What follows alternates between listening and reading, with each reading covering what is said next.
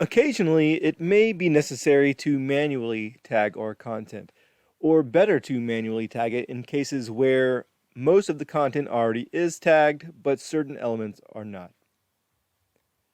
In this case, we'll go to the page content issues.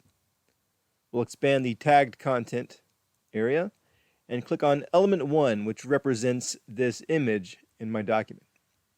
To manually tag this image, I will go to the tags panel. I will right click on the root tag. That is the very first or very topmost tag in the tags panel. From here, I will click the find command. And in this case, I will select unmarked content as the type of content we wish to find.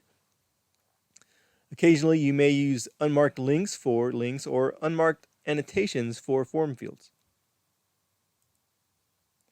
I'll search the page. I will skip any erroneous elements that do not need to be tagged. And now that the image I'm looking for is highlighted, I will click Tag Element. And in this case, I will tag this as a figure because a figure and an image is the same thing in Adobe PDF. You may commonly make use of the heading tags or the paragraph tags. But like I said, I will use figure for this case. Click OK.